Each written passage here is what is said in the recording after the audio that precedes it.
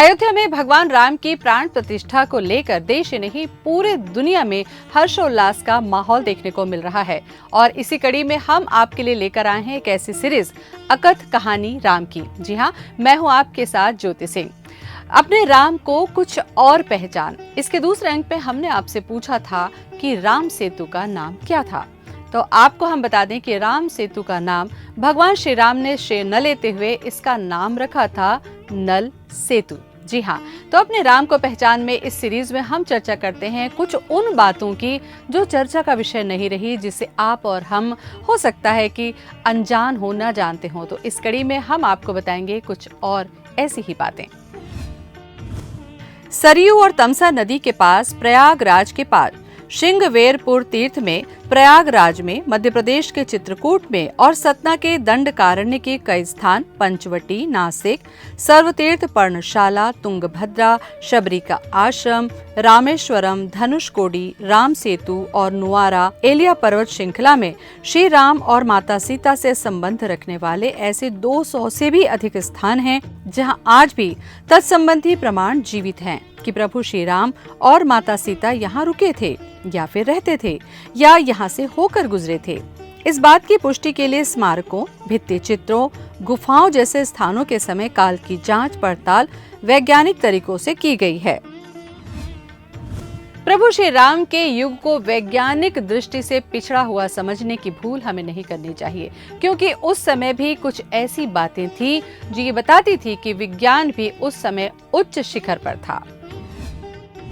श्री राम जी के कालखंड में नदियों में नावें और पोतें चलती थी। कुछ लोगों के पास विमान भी होते थे जिसमें 4 से 6 लोग बैठकर यात्रा कर सकते थे। लंकापति रावण के पास वायुयानों के साथ ही कई समुद्री जलपोत भी थे। रामायण काल में भी शतरंज का खेल खेला जाता था जिसे चतुरंग कहते थे। इस खेल का आविष्कार लंका के राजा रावण की पत्नी मंदोदरी ने किया था। इस बात का भी प्रमाण है कि राम के काल में पतंगे भी उड़ाई जाती थीं। राम रावण का युद्ध केवल धनुष बाण और गदा भाला जैसे अस्त्रों तक सीमित नहीं था। इस युद्ध के दौरान राम सेना पर सद्धासुर ने ऐसा विकट अस्त्र छोड़ा था जिससे सुवेल पर्वत की चोटी टूटकर सागर में गिर गई थी। इतना ही नहीं, इसी सद्धासुर का अंत करने के लिए बिजली के आविष्कारक मुनि अगस्त्य ने सद्धासुर के ऊपर ब्रह्मास्त्र छोड़ा था, जिससे सद्धासुर और अनेक सैनिक तो मारे ही गए थे, साथ ही लंका का शिव मंदिर भी विस्फोट से ढहकर समुद्र में गिर गया था। विज्ञान के साथ साथ हम आपको बता दें कि भगवान श्री राम के समय में दूरबीन भी थी। अब आप पूछें कि ये कैसे संभव है, तो आपको बता दें कि प्रभु श्री राम को अग्निवेश ने एक ऐसा कांच दिया था जो पूरी तरीके से दूरबीन का काम करता था।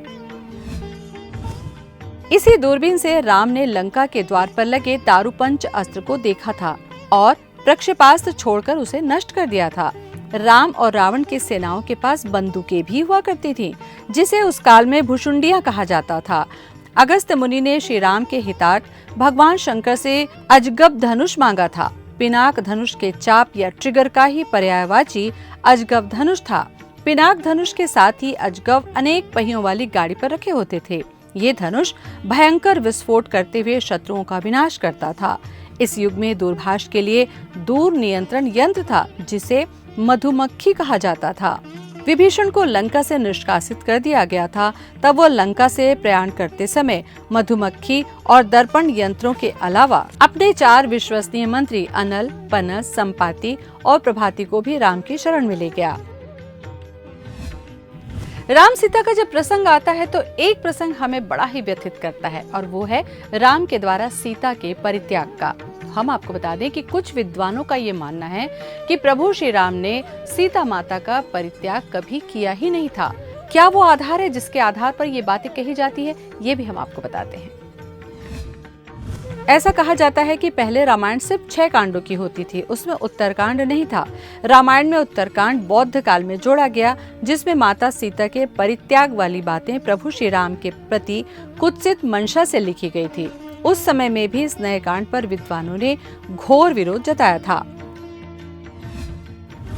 अपने राम को कुछ और पहचान।